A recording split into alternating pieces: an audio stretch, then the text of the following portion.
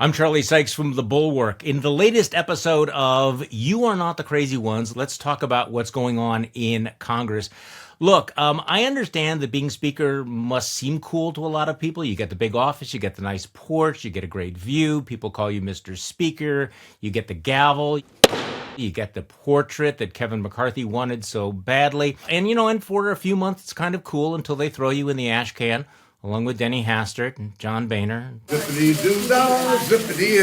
Paul Ryan, and Kevin McCarthy. Because objectively speaking, being a Republican speaker is the shittiest job in Washington. And now it's Steve Scalise's turn, maybe. So yesterday, Republicans got to vote on a successor to Kevin McCarthy. Steve Scalise got 113 votes. Jim Jordan got 99.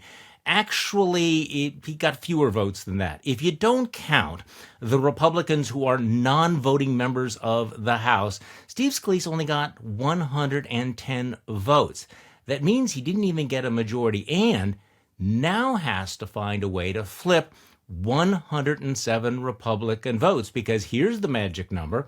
He needs 217 votes to be elected Speaker. That's not going to be easy.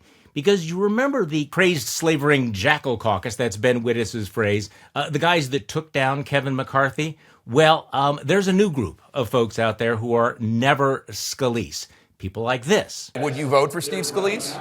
I would not. I plan on voting for Jim Jordan. And this. I'm not supporting Steve Scalise. I'll be voting for Jim Jordan.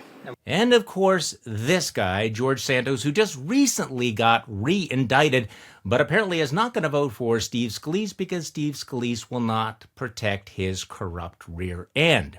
Now, Punchbowl News estimates there are 20 to 30 never Scalise votes, and he can only afford to lose 4. So it's very possible that no one in that Republican conference can get to 217 votes, which means that at a moment of international crisis, the House of Representatives is completely and totally dysfunctional. That doesn't bother, apparently, some Republicans who are really not interested in governing. And this is what it comes down to, right? Because in the old days, in the before times, if you won the election for Speaker, everybody in your party would vote for you because that's the way government works. Well, not anymore, because it's more performative right now. And everybody's got their agenda. Everybody's got their gripes.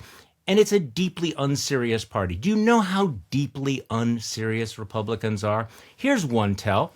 A few days ago, they were seriously thinking about making this guy the Speaker. A lot of people have been calling me about Speaker. No joke, as Joe Biden would say. There was actually talk of electing Donald Trump. You know, the twice impeached, disgraced, defeated ex-president who faces more than 90 felony charges, making him the Speaker.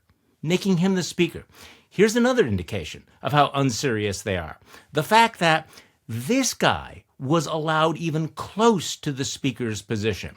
In a rational universe where grown-ups took the business of governing seriously, in which people thought, this is second in line to the presidency, nobody would think of putting Jim Jordan in that position. But he got 99 votes. So the fact that they were even talking about Donald Trump, the fact that they were even seriously considering Jim Jordan, is a sign how deeply unserious these folks are. You are not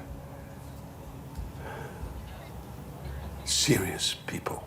Even though we live in very serious times, but the whole thing is yet another reminder that you are not the crazy ones. I'm Charlie Sykes. I'll be back tomorrow with more. If you like this video, hit that subscribe button.